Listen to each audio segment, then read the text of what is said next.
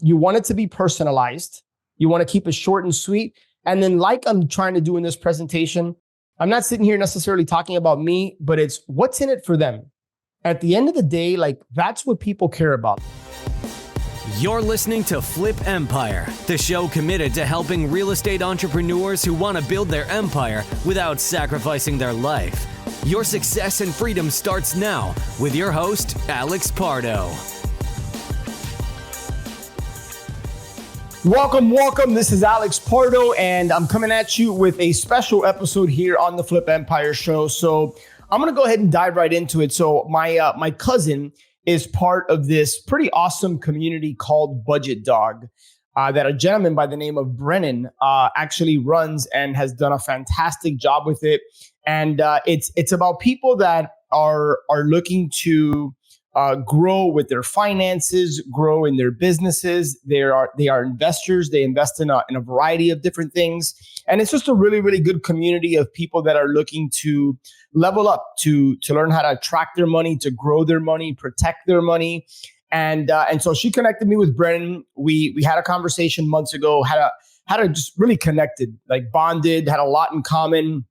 We're both young entrepreneurs, and he invited me to speak on one of his monthly trainings about self-storage. So apparently they've had a variety of entrepreneurs and investors talk about different investment strategies, different opportunities, and they had never really spoken about storage. So what you're about to listen to is a presentation that I gave to the Budget Dog community about how you can find, fund, and profit from a cash flowing storage facility within 6 to 12 months without using any of your money or needing any experience.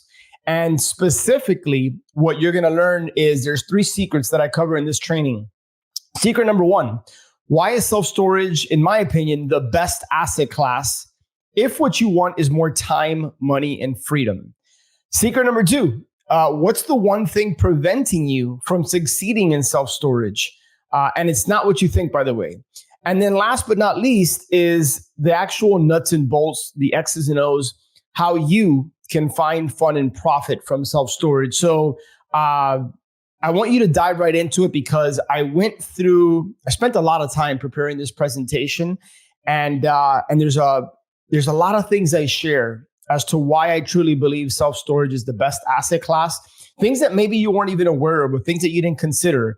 And secret number 2, I find that this framework, this mentality is what's preventing you from succeeding with anything, right? And then lastly, I actually get into how do you pick the right market? How can you build your top 100 list, which I've talked about on some previous shows, but I get more specific. How do you evaluate deals? That's something we haven't talked about yet on the show. What does the due diligence process look like? Closing, all of that. So I think you're really going to enjoy this show. If there's anything I can do to help you, reach out to me, let me know. Connect with me on social media, storagewins.com, www.storagewins.com. Our small group beta program is doing awesome, and people are starting to make progress. People are starting to stack those small storage wins. And then just as an FYI, I only have one more spot available to be a private one-on-one client. Where I personally work with you over the course of a year to help you get your first cash flowing storage facility. So I only have one spot left. Reach out to me, www.storagewins.com. And without further ado, let's hop into the presentation, how you can find, fund, and profit from a cash flowing storage facility within 6 to 12 months without using any of your money or needing experience. Hope you enjoy it, and I will catch you on the other side. Awesome, guys. So we have a special guest tonight, Alex Pardo, and he is actually, we have a student internally that introduced us, Jocelyn. So I'm really excited to have him. There's going to be a lot of people trickling in, by the way, Alex. So I gave you access to share your screen, and we're going to be talking about self-storage tonight, guys. So one of the investments I've been looking at specifically for quite some time, in fact, things like anything in real estate that isn't tenants, like direct tenants, single family residents, essentially. So self-storage has been something that's been on my mind quite a bit over the last couple of years, thinking about ways to get into it. And we have an expert tonight guiding us through that pathway. We have not had an expert so far speaking about self-storage. This is our first one. So welcome to stage, Alex. You can share your screen. You can take it, man, and run with it. Fantastic, Brennan. Hey, man, thank you so much for the opportunity. Before we get going, guys, I just want to make sure that everybody can see my screen. So if you guys can give me just a thumbs up, I want to make sure that we are good to rock and roll here. Fantastic. So let me go ahead and get into presenter mode. And I want to thank my cousin, Jocelyn, who's a member of Budget Dog, and she speaks so highly about the community, about Brennan, about all of you guys. So again, I'm really excited to be here. And this is a business that has changed my life in so many ways. So many people come to me oftentimes and they're curious about self-storage. You know, it's those ugly looking buildings with a lot of garage doors.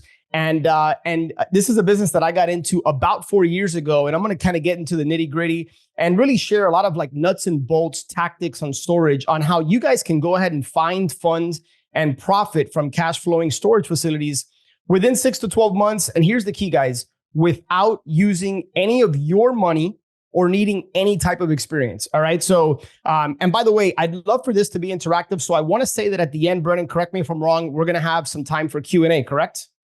Yes, absolutely. Okay. I want Q&A, guys. Feel free to drop questions in the chat. Alex, you can go through your whole presentation, man. And if you want to stop and answer questions, that's fine. If not, wait till the end. Yeah, we'll go ahead and wait to the end, but I'm going to be here to answer any and all your questions. So here's the super not fun disclaimer. Presentations for entertainment purposes only. I'm not a professional attorney, anything like that. So consult with the pros. This is an experience share. Results aren't typical, blah, blah, blah. You guys get the idea. So I have this on the screen because this was me in 2018. So I got started in real estate as a full-time investor in 2005. And like probably some people on this call, I got started in residential on the single family side of the business. And I had experienced some success. I had done well, and real estate has provided a nice living for myself and my family. But I'll never forget, I had a defining moment. My wife and I were traveling with our young girls at the time, and I had just everything felt like it was on fire. I was on a cruise. I was getting emails and calls from my assistant, from my right-hand person in the business. Deals were falling apart. Now, just for some context and perspective, guys, I had built a business that required $40,000 to $45,000 a month in monthly expenses overhead just to maintain, which meant that I had to close 2 to 3 real estate deals a month just to break even and take care of my team. I wasn't even talking about generating a profit. And it's ironic because I got into real estate because I wanted cash flow. I wanted to build wealth. I wanted to experience freedom. You know, I talked to a lot of entrepreneurs, investors, and ultimately what people want, they say they want money, but I find what they truly want is freedom. My suspicion is that's why you've made an investment of time and money. You've joined Brennan. You're in Budget Dog because ultimately you want more freedom. And I remember I told my wife, I said, I feel like I have built a business that the walls are prison walls and I'm stuck. I don't have the key. I can't get out. And I don't know if any of you can relate, being stuck in a job or in a business that not only do you not like, but it's not aligned with your purpose. It's not aligned with why you got into business. And I told her, I said, I have to make a shift. So over the next couple of years, I started to slowly unwind my real estate operation. And then when COVID came, it was a blessing in disguise because it gave me a reason to really accelerate the process and shut down the single family residential business. And that is when I discovered self-storage. So I'm not going to spend too much time on this slide, but just so you guys have a little bit of context, again, this presentation is not about me. My goal here is to deliver as much value as possible. I'm a family man. My faith, those are the two things most important to me. I've closed somewhere north of 700 transactions. I got involved, like I just mentioned, in self-storage in 2020. And I've now been a part of 6 storage deals. And I can tell you that in storage, it doesn't take that many facilities for it to change your life. So I own about 838 units, 104,000 net rentable square feet. And really, guys, I think what you're going to hopefully hear and see from me today is that my passion isn't real estate. It isn't self-storage. Real estate is just the vehicle and the tool that allows me to pour into other people, which is what I truly believe is my God-given purpose. It's to do calls like this. It's why I started a podcast called The Flip Empire Show nearly 8 years ago. And it's why I love coaching investors and entrepreneurs. So there's my contact information. I'm going to make this entire presentation available to you guys along with my storage purchase agreement and some other tools that I think can help you get started in this business if that's something you're interested in. So there's my contact information. Again, I'm happy to provide everything I'm going to share with you today. So let me go ahead and go on to the next slide. So I realize I may need to minimize this, although I'd love to see your faces, but just so that you can see my screen, these are the 3 facilities that I currently own. American Mini Storage, American Premier, and Amelia Personal Storage. And again, I've been able to acquire this portfolio over the last 3 to 3.5 years. And I show the bottom one because it's actually pretty cool. I own a facility that's seconds from the beach, and it's blocks from the Ritz-Carlton, which you see all the way to the right there. So I'll kind of get into a case study specifically about that deal, because I think you guys will find really interesting how I actually got that deal, how we structured it. And again, I'm gonna walk you through step by step on how you can do the same. So what's in it for you, right? Like at the end of the day, I don't expect you guys to care about me, or really it's what can I do for you? And so here's my promise. You're gonna learn 3 secrets today. Secret number 1, why self-storage is the best asset class if what you're ultimately after is more time, money, and freedom.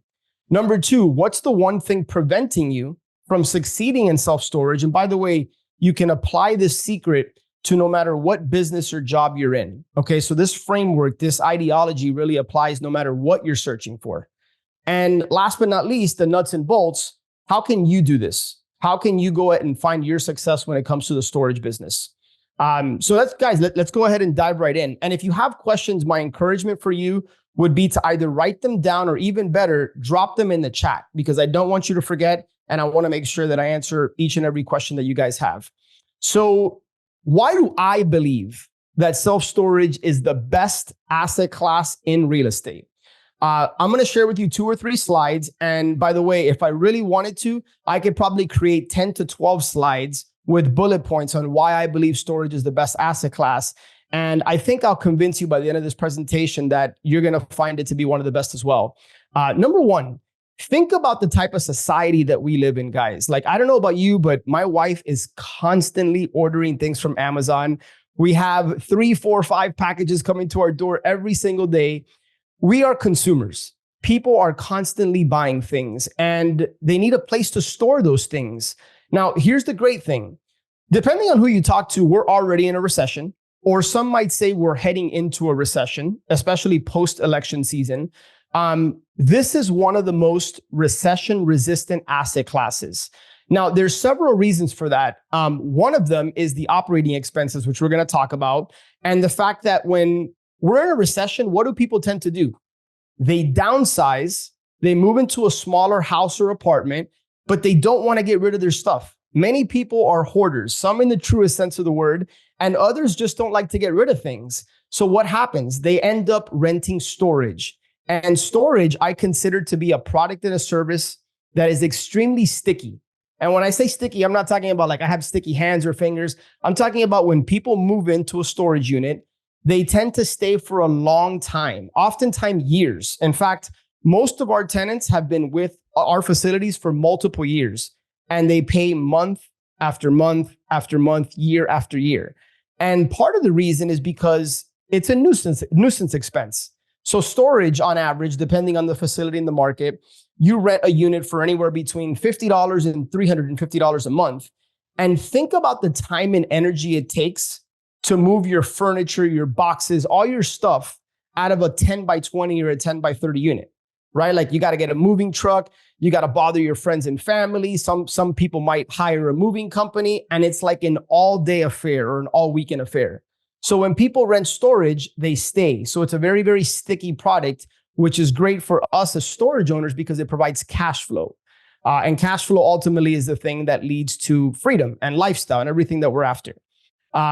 So let me just give you some additional reasons. And I'm not the type of presenter that likes to necessarily read word by word. So I'm going to share some stories with you, but you guys can kind of browse my screen here. But unlike multifamily or residential, we're not dealing with tenants and toilets. We don't have to spend a bunch of money and wait 6 months to evict people. I have 3 facilities and I don't have any employees. Why? We run a model called unmanned storage facilities. And basically what that means is that Nobody can walk into an office at one of my storage facilities and rent a unit. 90% of this business is automated. So our tenants go on their phone or they go online and they can pick their unit, they e-sign their lease agreement, they automatically get a code to their unit. There's a lock waiting for them. So we have offices at our facility, but they're completely vacant. The doors are locked. Nobody can walk into our facility and rent a unit. So it makes this business awesome because you can literally run and operate these from anywhere in the world as long as you have a laptop, a phone, and an internet connection. It's low headache factor. So think about what we're doing. We're basically renting space, right? We're talking about concrete block buildings, metal doors, metal roofs. We're not dealing with kitchens and bathrooms and fancy, crazy renovations. I mean, it's pretty simple. So it has a low headache factor. A couple more things that I like to point out is that I spent 17 years talking and negotiating with single family homeowners, and the conversations that we have now with mom and pop storage owners are so much easier. Number one, you're dealing with a professional, right? Because they're a business owner and they're not emotionally attached to the real estate like many homeowners would be. So this is my last screen, but again, if I really wanted to, I could go on and on about this, but storage, this is something I really want you guys to know, has built-in profit centers. So on the left-hand side of my screen, you can see all the different types of fees that we collect and charge when we own a storage facility. It obviously has tax benefits. So one of the cool things I realized about storage is that you're running a real business that has the benefits of real estate, like depreciation. We can force appreciation by increasing the rents, which increases the net operating income. And that's ultimately what adds value to these facilities. And then I've already mentioned the lower operating expenses relative to like multifamily or some other commercial asset classes. So guys, at the end of the day, why does all that matter? It matters because storage can provide financial freedom. It can provide personal freedom. And at the end of the day, what I find that 9 out of 10 people want is they want options, guys. You want to be able to do what you want with who you want, how often, when, however, whenever. And that's what storage can do for you. It provides time freedom. Now, this is the first deal I did. This was back in 2021. I bought a 43,000 square foot facility. And here's the cool thing. Every single storage deals I've done it without using any of my money. I leveraged other people's money. So in this particular case, we got SBA financing for 85% of the purchase price. And then I brought in a partner, the gentleman all the way almost in the back right, but the second guy, the guy with a shaved head, he came in and he funded about $400,000, which we needed as our 15% down payment and a little bit of money to do some renovations. Now, as of today, this facility is under contract to sell for $2.495, and the buyer's currently going through due diligence. So God willing, this thing closes in the next couple of months. You can kind of do the math on what our potential profit's going to be on this deal. And here's the big takeaway. It all came from relationships. So that's why I'm so excited about the opportunity that you guys have here today, because whether you decide to get involved in storage or any future training that you do with Brennan and Budget Dog, it's all about building relationships amongst the community, adding value to each other, and getting crystal clear about what you want, why you want it, and then share it with the right people, because you never know what doors are going to open up for you. Now, before I kind of get into like the X's and O's of how you guys can do this, I want to quickly touch on who this is not for. In a nutshell, that sentence right there in italics says it all. If you think this is a get rich quick scheme, if you're looking to like get involved in a business, do absolutely no work and make a bunch of money, this isn't for you, right? Like, this is a real business. It requires time, energy, and effort. But as you're about to learn, once you find the right facility and you get it optimized, it's a very, very passive business. Now, it doesn't happen overnight, but I'm going to share with you how you can do this. And if you really focus on it, once you find the right opportunity, it becomes really passive and it just continues to pay you over and over and over.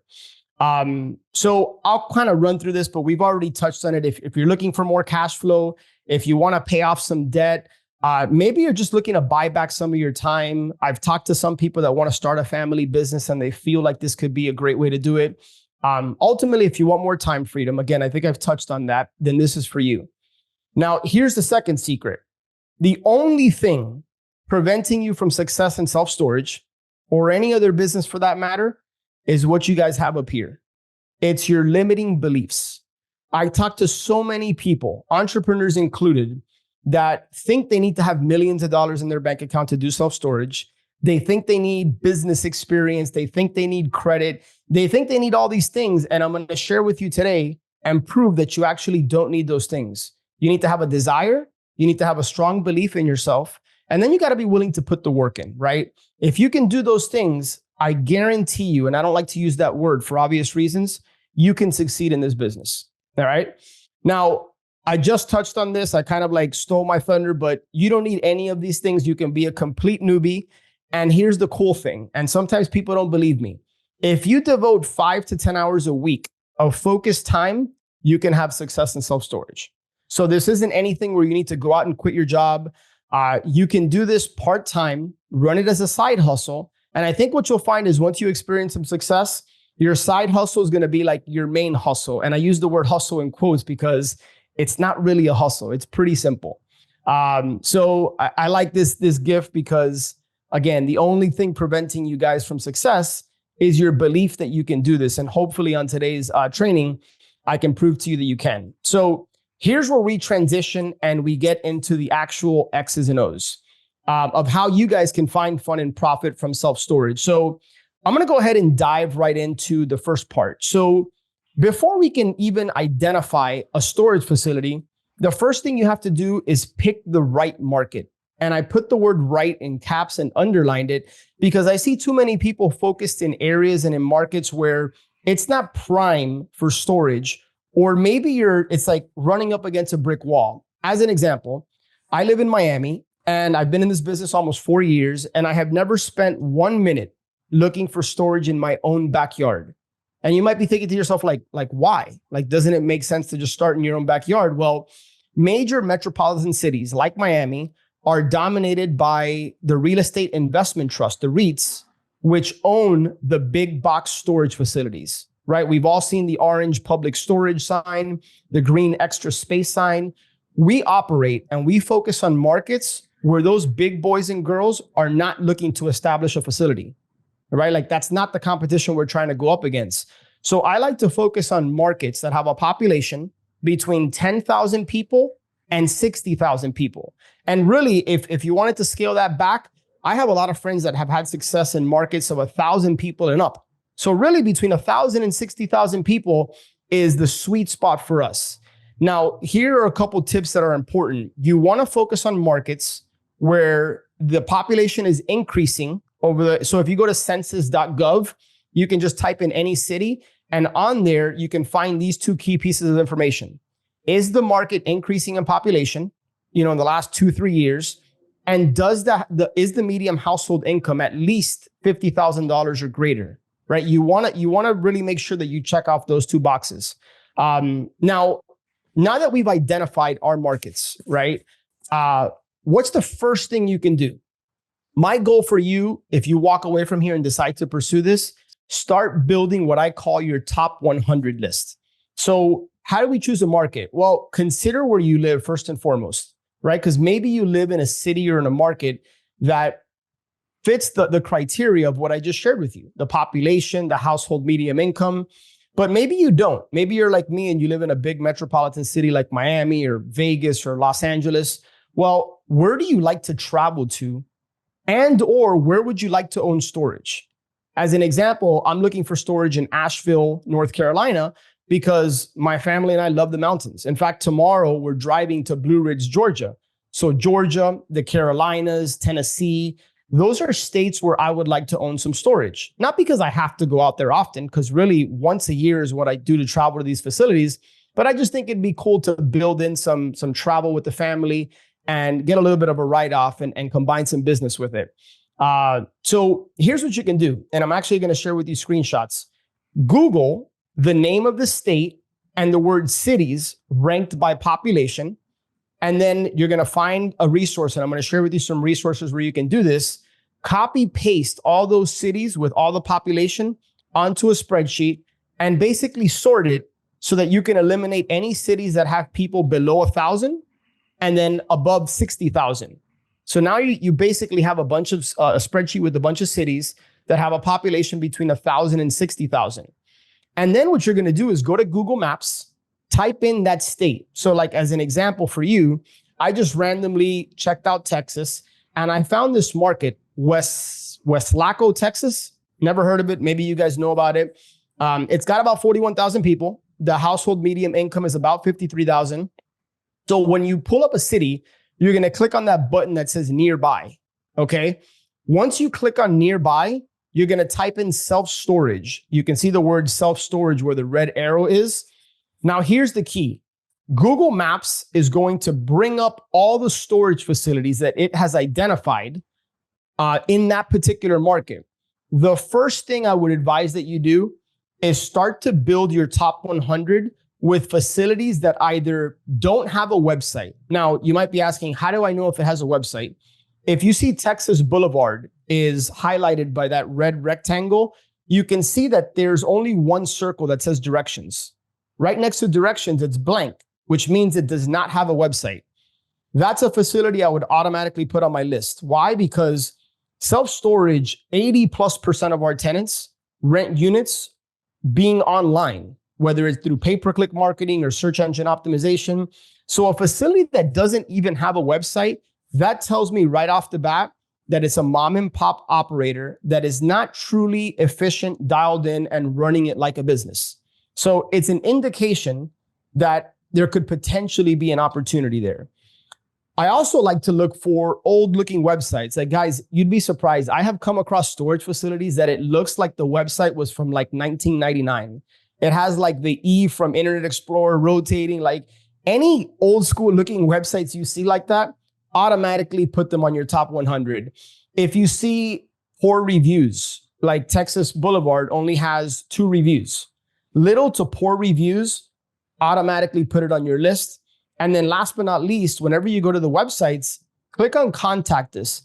If you ever see a Yahoo, Hotmail, AOL, Gmail as the contact email, it's an indication it's mom and pop run.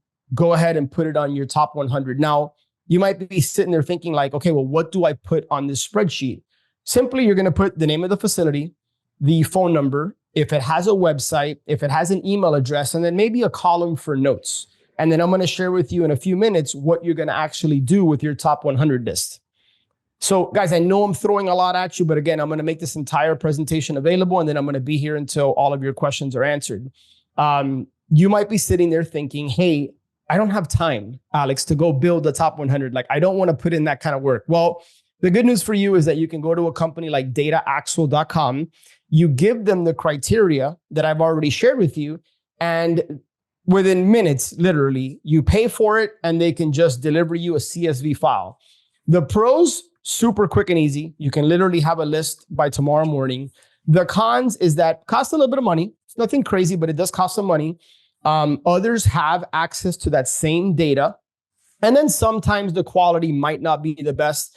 I personally haven't had success with DataAxle and I have bought some lists, but I do have some friends that have had success. So I mention it because it's an alternative option for you. Some people might be thinking, well, what about listed facilities? So if you go to loopnet.com, Crexy.com, some of the big commercial brokerages, that's where, think of the commercial MLS, right? Where people that want to sell commercial assets will list facilities with brokers. I haven't had success buying off of those websites, but for me, the value in going to those websites and speaking to brokers is in the relationships. I'm going to share with you a case study of how I got one deal from a pocket listing. The broker had access to a deal that hadn't yet hit the market.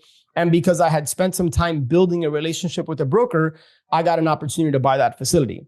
So now I'm going to talk to you about what are you going to do now that you have this list? What are some of the ways that you guys can go out there and start marketing to find storage deals? And look, there's a lot of ways to market and generate leads. I'm going to focus on 2 or 3 that I've had a lot of success with that I believe anybody can have success with if you're consistent. So the first one, direct mail. It's very inexpensive. It's basically a set it and forget it, right? Once you have your letter and you send it off to the direct mail fulfillment center, it can basically be a set it and forget it. the keys to success. And I actually have an entire slide where I'm going to share with you the letter that I've used to get deals. And I'm going to break down why I feel it's an effective letter. And you guys can have that copy so that you can use it yourself. You want it to be personalized. You want to keep it short and sweet. And then, like I'm trying to do in this presentation, I'm not sitting here necessarily talking about me, but it's what's in it for them. At the end of the day, like that's what people care about. Like, what can you do for them? Cold calling is, I'm not going to spend a lot of time here because I know a lot of people have an aversion to cold calling, but it's a great way that if you don't have money, but you do have some time, you can just do exactly what I showed you on Google Maps and start cold calling, smile and dial, right? Like I don't have some fancy script to share with you because I don't even use a script. I just try to connect with the person. I identify who I am and why I'm calling. And I just ask open-ended questions. And I'm not trying to buy a storage deal. I'm just trying to connect with the person and see, would they consider selling their storage facility? I'm just trying to like have the door open a little bit and see if there's an opportunity to go a little bit further. Now, here's the second storage deal I did. This is the one in Amelia Island, right by the Ritz-Carlton. That's a coaching client of mine who he and I did a direct mail campaign together, and we ended up purchasing this facility. Now, here's the really cool thing about this deal. Again, I didn't use any of my own money. We bought this thing in October of 22 for $2.1 million, and it was structured with seller financing. So seller financing basically is the seller became the bank, and he financed 90% of the purchase price. And I was able to get a private lender who I paid 10% interest to bring in the $200,000 that we needed to get into the deal.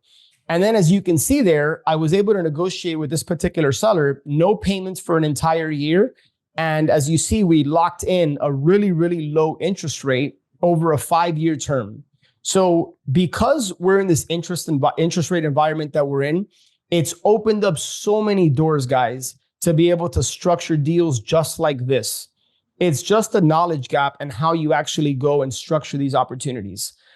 So we estimate that by the end of this year, this facility should be worth $3.5 to $4 million. And it's going to have the most important part for us anyways, is that we have a projected net annual cash flow of about $113,000. So ask yourself how much money you would want out of a particular opportunity, whether it's storage or otherwise. If it's $10,000 a month, that's basically about what this one facility should be able to provide us once we continue to increase the occupancy. Okay. Now here's an interesting one. I just closed on this thing. Well, I say just, but we closed September of last year, September of 2023. One of the great things, guys, about storage that I love is that if you come across an opportunity that doesn't fit your criteria, if it's a deal, you can put it under contract, and then you can do something called wholesaling, or you can assign the contract to a buyer who's going to step into your place to actually buy it. So I'm going to share with you the letter that got us this very deal. And I'm going to share with you a pretty interesting story, but I wanted to share with you a picture of it. This is in Natchitoches, Louisiana. By the way, if you decide to get involved in storage, you're going to learn about cities you've never heard of in your life. And it's pretty cool because I never would have learned about this particular city. It allows you to connect with people, build relationships. So this is the 2-year letter. And I'm going to explain to you in a second why I call it the 2-year letter. And then I'm going to actually break down for you why I think this letter is so effective. And if you want, I'm happy to send you a copy of this letter so you can use it yourself. So hopefully you can see my screen, but as you can see right off the bat, it says, "Dear Aaron." Now, this particular seller, her name was Shonda. Her name was not Aaron, but this is just a template. But it's the same exact letter I used. And I'm going to actually break down why I think this is effective. So first thing is I personalized it. I used their name, right? The second thing is I said, my wife and I purchased a storage facility last year. Now, if you've never bought a storage facility, you can say, hey, my family, we're looking to purchase a storage facility. My husband and I, my wife and I. So I'm a big fan of just being yourself. Be authentic. Don't portray yourself something to be that you're not, right? I'm not trying to like look and act like some big company with a fancy logo. I'm just a regular dude that's looking to buy a storage facility so I can provide for my family and enjoy life, right? Like that's really what I'm trying to communicate to them. As you can see there, I said, I was wondering if you had considered selling that facility. I love to use the word consider because it opens up a lot more doors and possibilities to have a conversation. And then I said, whenever the time is right for you to buy, whenever the time is right for you. This is the opposite of what most real estate investors do. Most real estate investors send direct mail and they start like boxing themselves in a corner by saying, hey, I'm going to pay cash and I'm going to close in 1 week and I'm going to do this and I'm going to do that. And it's all about them. It's not about what they can do for the seller, right? So I like to say whenever the time is right for you, because as you're about to hear, this particular seller kept this letter for 2 years in her drawer. She called me in June and she said, Alex, my name's Shonda. We've never spoken before, but you sent me a letter that had a picture of your family at the bottom. And I've been keeping it for 2 years because I knew I wanted to sell this facility, CS&M Storage, but now the timing is right. I said, and she goes to me, are you still interested? And I said, absolutely. But before we even get going, like, I'm curious, you said you kept the letter for 2 years. Like, why'd you do that? And I was genuinely curious. And she said, well, it was different than all the other letters I've received in the past. And I thought it was very endearing because you included a picture of your family. And I was like, wow, that's like, it's really interesting. It was refreshing to hear that somebody, that my mail stood out from some of the others. And as you can see there in the bottom, I actually said, or in the middle, I said, please keep my letter and give me a buzz when you're ready to chat. So I gave her a direct call to action. She probably read that and said, hey, I know I'm going to sell this facility. Let me keep it. And then at the bottom, you can see my picture. I said, I'm just a regular family guy raising 2 little princesses with my wife, and they keep us busy. And Jocelyn can attest to that those little girls do keep me busy, and they're a handful. So again, I'm happy to provide this letter so that you guys can use it. And then I'm not going to spend too much time. Here's just some proof. You can verify all this in the public records. I'm happy to send you anything. I know it's easy to talk and say things, but here's some actual proof with the wire at the bottom, $150,000 that I was able to make by just identifying the property, putting it under contract, and then finding somebody to step into my place to purchase that facility. Some additional ways to find deals. I've talked about the importance of relationships, right? Like you're doing that here with the people that are involved in the Budget Dog community, relationships with brokers, lenders, friends, and family. If you walk away with nothing from this talk, but you get the idea that you are now a storage investor moving forward and you want to plant seeds with people, anybody that you come in contact with, plant the seed that you are actively looking for storage, because you never know who knows somebody who sees a facility. And if they don't know what you're looking for, they're not going to think of you. So my goal is that whenever somebody thinks about storage, they think about Alex Pardo, right? And I've had people bring me opportunities because I openly share that I'm actively looking for storage, and they think of me when it comes to storage. Some bonus tips. I'm not going to spend too much time on this, but sometimes, guys, there's a diamond in the rough right under your nose. And what I mean by that is that if you just Google self-storage for sale in the particular city and state that you're interested in, don't focus on page 1 or maybe even page 2.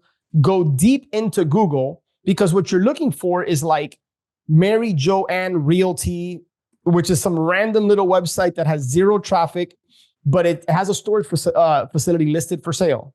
That is a potential opportunity. I have a client, I have a storage coaching client who is having success going to Facebook Marketplace. And check this out. She's not looking for storage facilities for sale. She's looking for storage units that are offered as rentals. In other words, storage owners that are marketing their units to rent. She's sending them a Facebook message, introducing herself, and now she's striking up conversations with storage owners about buying their facilities just by sending messages on Facebook Marketplace. She does it from the comfort of her own house. That's pretty much all she does. And she's having success. Here's a super quick case study. This is the one that came from a broker relationship. We're actually under contract today to sell this for 1.99. I bought it for 1.2. I actually raised a 1.45. So I was able to put about $250,000 in my pocket at closing. And we'll do pretty well once hopefully this facility closes. So what's the takeaway in all this? If you do nothing else but you do this, you can obtain success in this business. I call it the rule of 5. If you focus on adding 5 new facilities per day to your top 100, You focus on making 5 contacts per day, like my coaching client who just sends Facebook messages, for an hour or 2 a day, or whether it's you want a cold call, you want to send some direct mailers. If you can just do 5, 5, and 5, and then you focus on follow-up, it's not if you'll succeed in storage, it's just when, right? It's a numbers game. It's at bats is what we're looking for. So once you start speaking to owners and you come across somebody that raises your hand and says, hey, I'm interested in selling, how do you evaluate a storage facility, right? I find that this is an area where people get stuck, like they don't know how to evaluate it. Well, the cool thing is there's only like really 2 to 4 pieces of information that you need to collect in order to then evaluate it quickly and see if it's worth your time to go deeper. The first is the unit mix. So the unit mix is like how many of each type of unit they have. In other words, how many 5x5s do they have? How many 5x10s? How many 10x15s, 10x20s? So find out the exact number of the different types of units they have, and then find out how much they're currently getting in rent. So as an example, the 5x10, they might get $40 a month. The 10x10, they might get $60 a month, and so on. If you just give me those 2 key pieces of information, I can pretty much analyze a deal within 5 minutes and determine if it makes sense to go deeper or not. Now, as a bonus, if you're able to find out how much revenue, top line revenue the facility generated the year before and then current year to date, that's a key piece of information that can easily help you determine what the value is and if there's an opportunity. And I'm going to talk to you now about how do you determine if there's an opportunity. And then the market analysis. The next slide, I'm going to share with you some tools. I'm not going to go through this formula because it might be a little bit complicated to explain on here. But in a nutshell, you want to be in a market that there's more demand for storage than there is actual supply, right? Simple economics 101.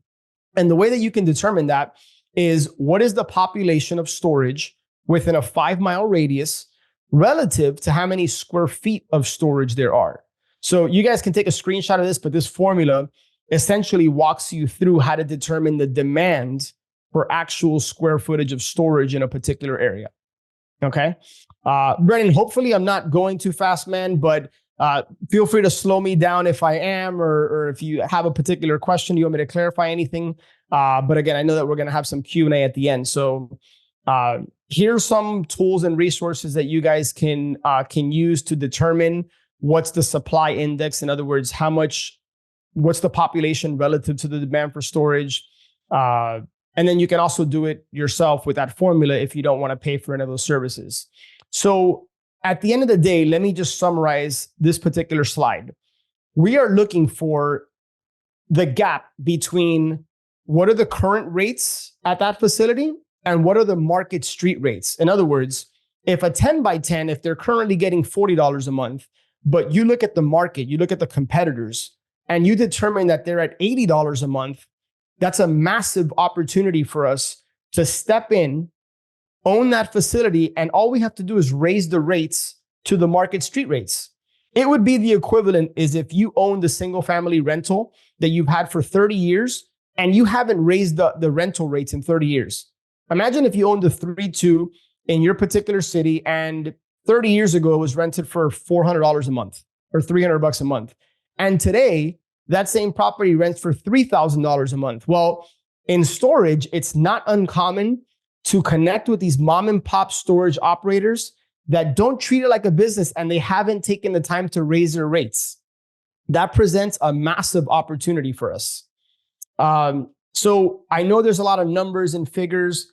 I want to focus your attention to the bottom, right? So on the left is an example facility and what the rates are today. So as you can see, a 5x5 rents for $30 in this particular example. Well, to the right, that same 5x5 in the market should be $45. And you might say to yourself, well, oh, that's only a $15 a month increase. Well, it's a $15 a month increase times 25 5x5s, and then down the line for the entire unit mix. So as you can see in this example, the total potential gross revenue today is $57,960, which is the number at the bottom left. But if we were to go in there and raise the rates to the market rates, it should actually be generating just over $100,000. That's a $42,000 annual increase, which in the world of commercial real estate, that adds significant value to the facility because you're increasing the net operating income, right? The higher the revenue, expenses stay the same, your net operating income is going to go up. And that really has a dramatic effect on the value of the facility. So now that we kind of have an idea, and keep in mind, I literally have 30 to 40 minutes to share all this with you. So I'm really condensing and packing a lot of information into this. So I really just want to kind of give you an overview and also give you some value so that you can potentially go do this on your own.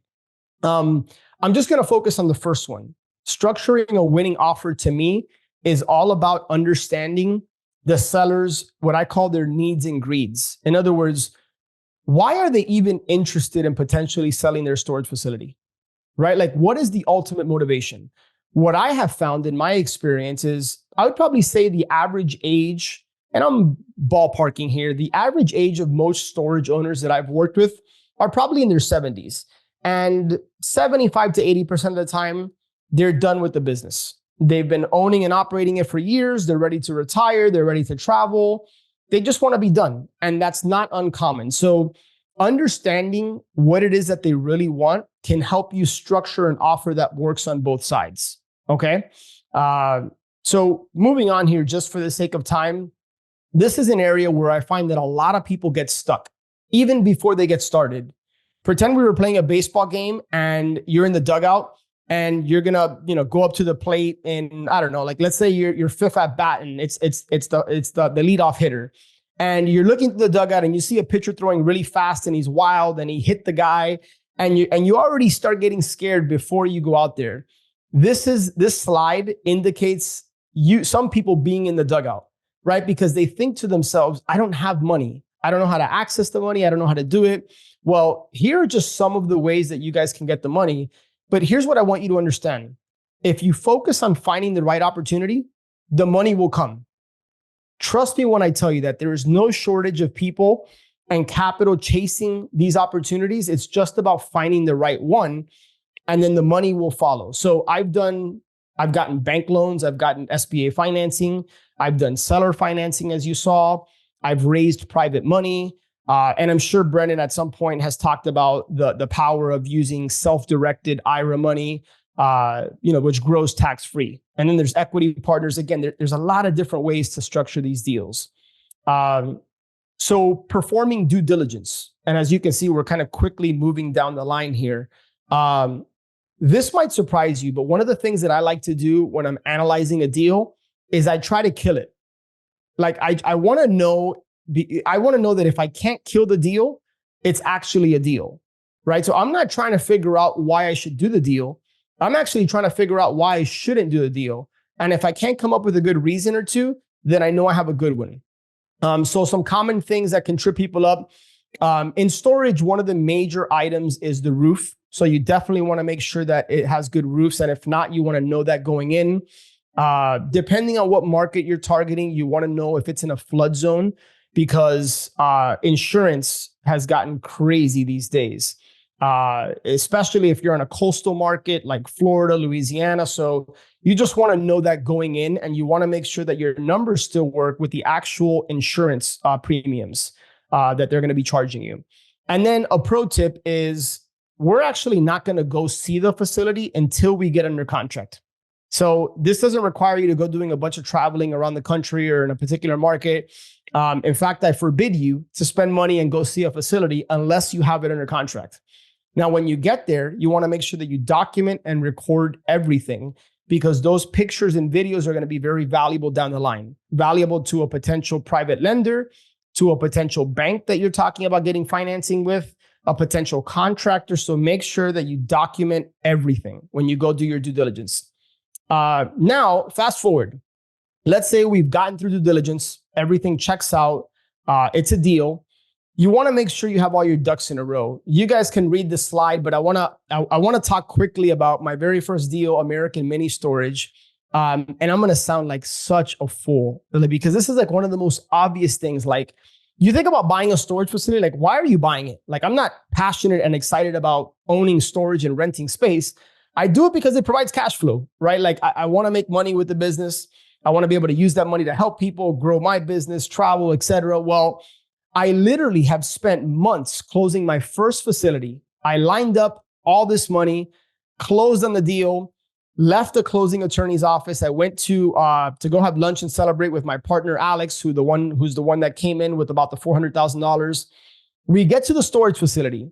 We open up the office and we're meeting with our boots on the ground person.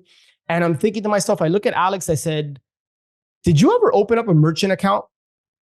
He looks at me, he's like, no. I'm like, dude, how are we going to get paid? Like, we literally just bought this asset. How is money going to go from customers' cards into our business bank account? So I had to scramble last minute and open a merchant account. Fortunately, I had a friend come through. He connected me with his merchant provider. And about 36 hours later, we were up in money running. And every single day we had rent coming and hitting our account, which felt awesome. But it was a scary feeling to know that I had just bought this $1.6 million asset and I didn't have a way to collect money and collect rent. So now, as you know, one of the things I share with my clients is a very specific due diligence checklist, a closing checklist. Like, you don't know what you don't know. And there's a lot of moving parts when you're buying a storage facility. So that was one major item, which I completely forgot to do. So I'm about to summarize this entire presentation. Why am I sharing this with you? It's not to brag. It's not to boast.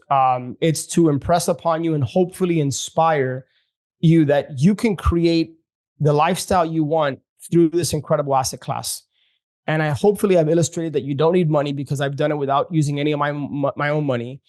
You don't need credit unless you're going to go get bank financing, but you can do these deals without bank financing. And you certainly don't need experience.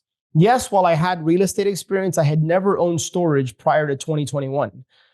So you can absolutely do this. And here are just some pictures. That's a selfie, which I'm not a big selfie guy, but that's a selfie that I decided to take at my first facility when I closed. The one all the way to the right is my third facility. And then the one in the middle this was one of the sellers. Built a great relationship with her, older lady, just ready to be done. She actually managed the facility. She worked in the office there.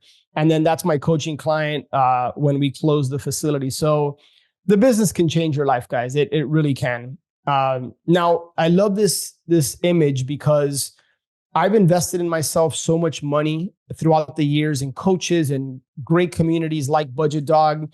And so I commend you guys for being here on a Monday night, like trying to learn about storage.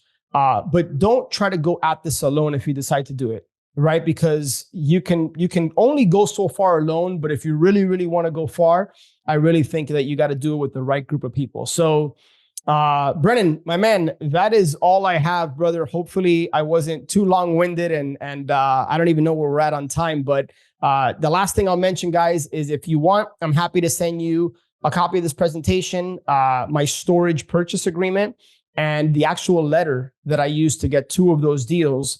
That's my personal cell phone. If you just text me your name and email, I'll get that over to you by tomorrow. So that's what I got, Alex. So we have a ton of questions that came in. We're about 7:50, so we have 10 minutes or so left. I think we'll get through most of these. Okay. So I'll read them for you, and then you can just answer them. So I've been seeing a trend where some people are starting to live in storage units because it's cheaper than getting a house. How do you feel about this, and how would you handle this situation? I don't feel good about it. It's actually happened in one of my facilities in Jackson, Mississippi. And we actually have a management company. So we actually call the police if they don't move out. So we give them an opportunity to move out. That creates additional liability for us. So I've only had it happen once at one of my facilities. It's not super common, but it does happen. And you want to make sure that you handle it as gently and quickly as possible, because if something were to happen, you want to make sure that you have good, really good comprehensive insurance that covers you in a situation like that. Do squatter rights apply? No, I'm just kidding. I know it's a hot topic right now. If you had to put a figure on an order to get started, what would it be? I guess a number. A figure. You're talking about money. You're talking about time. Like I think it's green. Or sorry, I'm typing green into my search bar. I think money is what they mean. You can do this business with no money. You don't now. Granted, you won't be able to send direct mail unless you do what I did. You partner with somebody who has the money that can just send the direct mail, and then you put in the sweat equity. You take the calls, you make the offers, so you can. I'm super confident that if you drop me into a city with just a cell phone and you just gave me time with grit and determination, I can get a storage deal. So you don't need money. All right, let's see what else we have. Do you own the land or do you lease it on your units? No, 100% own the land. You own the dirt, you own the real estate. Mm-hmm. Is that common amongst the industry? Most people are going to go that route? Yeah. Yes, 100%. And do you offer tiers for your stores, like climate controlled and larger units? Mm-hmm. Yeah, Amelia Personal Storage is my only facility which has climate control. The other two do not have climate. It's just drive up. And then do you make money on units that quit paying and then do you sell their stuff? Yeah, but honestly, it's not as sexy as it seems on like storagewars.com. You know, it's like we make a little bit of money on the auction fees, but really the most expensive part of storage, guys, is not the operating expenses. It's not the labor. It's a vacant unit, because a vacant unit represents revenue that we're not generating. So whenever somebody gets behind, within 67 days, we're able to auction their stuff. Our goal is to get that unit, get pictures, get it broom swept, get it online, get somebody to go in there, wipe out the contents, and get it ready to rent again. What is, this actually brings up a good point. What's like the ideal occupancy rate in this business? I think 85 to 90% is the sweet spot. So when we look at deals and evaluate them, we never evaluate deals at 100% occupancy. In fact, the deal that I just went under contract on last week, it's a 29,000 square foot facility. The owner's at 96% occupancy. You know what that tells me right off the bat? That tells me his rates are too low. Yep. Right? Like he's not, so 80 to 85%, 90% is a good sweet spot. And then what's the average time people keep a storage unit? And how can you suck them into staying longer? So I love the question. Yeah. So Amelia Personal Storage, I could actually share my screen if we had time. We have 30 out of our 80 something tenants. So whatever the percentage that is, I don't know, 40% or so, that have been with us for longer than 2 years. So I would definitely say on average longer than a year, probably somewhere between a year and a half and 2 years on average. Awesome.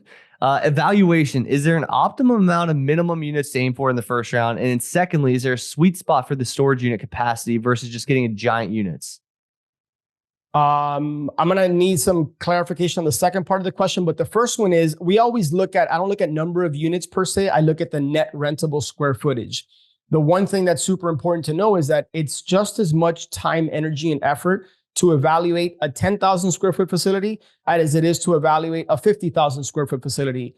The bigger the deal, the more revenue, the more opportunity it creates for you. So I like deals that are 15, 20,000 square feet all the way up to 70, 80,000 square feet. But I've had friends that have done quite well on smaller deals as well. I think what the second question he means is like, maybe you're just starting, you don't have a lot of capital. I know you said there was like, you can get in zero capital, but like he wants to start off with maybe a few units versus like a huge storage facility. I think. Yeah. So I would personally, I wouldn't advise going any less than 8,000 or 9,000 net rentable square feet, because you don't have the economies of scale. Your operating expenses are going to be higher. And the smaller the facility, it's not going to be able to allow you to go third-party management. So the reason that I only spend a couple of hours a week on my entire storage facility on the portfolio is because I have a third-party management company that runs the day-to-day operations. If you're dealing on an 10,000 square foot facility, it's not going to generate enough revenue for you to be able to afford and justify a third-party manager. And how much more can you typically make with climate-controlled units? It's a good question. You're going to make more. Depending on, it's very specific to the market and the location, right? So we probably get, I would say, a 25 to 30% bump in rates, climate versus non-climate. Now, keep in mind, climate also costs a lot more. Your utilities are a lot higher. So generally speaking, I just want to make sure that I'm in a market that has a lot of demand for climate. I would not want to have climate if I was in a market that didn't have demand for it, because my operating expenses are going to be higher.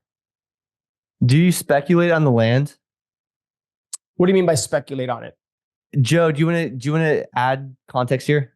Yeah, like after you're done, like, I don't know, say 5-10 years from now, you're done, you don't want to do storage anymore, so then you knock it all down. Do you try and sell the land then to a developer? Yeah, brother, it's so interesting that you're asking that question because I'm going to go here to this particular slide. Amelia Personal Storage. I just am having this conversation with my partner, Bobby, because we believe that the land here, the dirt, which is just seconds from American Beach, and it's like blocks from the Ritz-Carlton, we believe that the highest and best use for that dirt, which is about almost 2 acres, is not storage. It's probably for a developer. So we're having conversations now. To be totally transparent, I've never gone down that path. I've never considered knocking down. I wouldn't knock down a cash flowing asset, but we are interested in reaching out to potential developers in the area to see if they would have an interest in that particular dirt. So, okay. Does that answer your question, Joe? Yes. Yeah. Outside of raising rents to market rents, what other changes do you make to increase profit post sale? And then also, do you engage in any new marketing to get any new customers? Yeah, absolutely. So let me answer the second question first. New marketing, we do a lot of pay-per-click marketing. So we have a company that we spend, depending on the facility, anywhere between $500 and $750 a month. Like I said, I want to say roughly 80 to 85% of our tenants come from pay-per-click marketing. And then we invest quite a bit of energy into search engine optimization, right? Like making sure we're getting good Google reviews, responding to every review. You want to make sure you have a Google My Business. And then we also have QR codes, signs with QR codes where people can go and just on the front of the facility, they can snap a picture. It takes them directly to our website where they can rent a unit online. We've tried grassroots marketing, right? Like handing out, we've mailed postcards, we've done some flyers. We've got minimal results with those things. The bulk of storage is rented online. And then Brennan, refresh my memory on the first part of the question. The first part was outside of raising rents to market rents, what other changes do you make to increase basically profit? Yeah, no, I love that question because the answer is right on this slide. So remember that slide, this one right here that has all these different fees. So when somebody rents storage, they pay a $20 admin fee. Probably about 12 to 15% of our customer base gets late. They get hit with the late fee. I mentioned auction fees. If they purchase a lock from us, we charge lock fees. And then here's the big one. Every single tenant is required to get up to $2,000 of what's called tenant protection insurance, which basically means that their contents are insured for up to $2,000. Well, they pay $14 every single month for that tenant protection insurance, and we get half of that revenue. So we get $7 per tenant per unit every single month. And we do nothing to service that insurance. It's a different company that we partner with. That's phenomenal. The fees galore. It's those little tiny things that add up, but at scale, it's economies of scale, like you said. That's right. Is there any benefit of doing temperature controlled units versus regular units or the typical demand? It would depend on the market. So one thing with storage, guys, is that it's very target market specific. So as an example, in Amelia Island, there's a high need for climate controlled units, right? Because people store cars, people run certain businesses. But in Jackson, Mississippi, there's not really that much of a need for climate control. So I think the answer to that question depends on the market you're in. Do you own any cold storage units? Like meat or like restaurants or grocers? Nothing? No. That's a niche within a niche in storage that honestly I've never really, the furthest I've gone as far as like niching down storage is looking at boat and RV storage specific. But no, like as far as like I know somebody that owns a storage facility that they offer, like they keep expensive wines and things of that nature. I haven't gone down that path. Yeah, Joe, one of my old clients actually did that if you have questions. Does everything need to be in a garage? Does everything need to be in a garage? As far as like just traditional storage? Because boat speaker piece. Like since it's a gated area or whatnot, does it have to be under lock and key in a garage, or is it at their own risk to leave it outside? Like, you have yeah. I know what you're asking, Joe. No, we require every single unit to have a lock, because what you're doing is if you allow tenants to just like keep stuff outside, first of all, your facility is just going to look like garbage. It's not going to be clean. We want to make sure that we're providing a good service. But if units have contents with no lock, you're just inviting more liability, like theft, things that you don't want at your facility. So we require every single tenant to have a lock. And our boots on the ground, which we pay $500 to $600 a month to, depending on the facility, it's a part-time 1099 boots on the ground. So he's got a list, and if he sees a unit that's rent that doesn't have a lock, he will put an overlock on it, right? And then the tenant has to then pay a fee to get their lock because they should have had a lock on there. And all this is in their lease agreement, by the way. Very cool. I have a question for you as well. I know a lot of people talk about this market, and over the last 10 years, it's really boomed. But what about saturation? What do you say to the people that ask, like, is this saturated? Are there opportunities? Yeah. No, not at all. Like, look, is there more demand for storage as far as investors because the asset class is so awesome? Are there more people looking at storage today versus 3, 4, 5 years ago? Yeah, absolutely. But I want to say the National Association of Storage Owners, I want to say there's 70,000 plus mom and pop operated facilities in the country, right? We're not talking about the public storages of the world. So there is more than enough opportunity for everybody out there. I mean, you talk about saturation, single family, some markets, I find that to be very saturated. Storage, that's not the case. There's a lot of opportunity in storage. Awesome. I think that's all of our questions. Did anybody else have anything else? If you do, let's call it out loud if you guys can. What's the weirdest thing you ever found in a storage unit? The weirdest thing, that's a good man. I wish my boots on the ground Vince was on this call because he's found some weird things. We found hopefully I don't offend anybody, but he one time sent me a picture with boxes of sex toys and different things like that. I don't know if that qualifies as weird, but we've had some customers that have had interesting cars in there, right? Nothing super antique, super valuable, but old school cars that have some value for sure. But honestly, everything is pretty much automated. I'm not on the ground. In fact, these facilities are hundreds or thousands of miles away from me. So I only go to these facilities once a year. So I don't really see those things that often. But he has definitely come across some interesting things. Brian said there's a drop shipping side hustle. Maybe. Yeah, that's hilarious. Anyways, man, so thanks for coming on. And guys, for everybody that wants to meet with Alex, talk with Alex, get to know more about him, all of his information's on the screen, but we're also going to obviously save it in the academy, as you guys always know, under the weekly educational lessons. Alex, if you can send Tom and I every link that you want provided, we will add that to the show notes, and that will be uploaded tomorrow morning. Awesome, man. I wanted to quickly thank Jocelyn for thinking of me and for connecting us. Brendan, I know you and I will build a relationship, brother. I think it's fantastic and phenomenal what you're doing here with this community, all the content you put out on social media. And just thank you for the opportunity to kind of share, what I believe is an amazing asset class. So anything I can do to help or add value, again, my phone number is on the screen, and just happy to be of service however I can. Absolutely, man. Thank you so much. And hey, we might do a deal here soon. Who knows? I would love that. That would not surprise me. I'm looking for stuff, so we'll see. Awesome, man. We'll talk. Let me know if you need anything. All right, guys. We will see everybody else on Thursday, live Q&A. And then Tom and I are here. Angel here if you guys have any questions in the meantime. But tomorrow we'll upload this and have all of the details of the presentation. Angel will have that uploaded first thing in the morning. So awesome, guys. Thanks, Alex.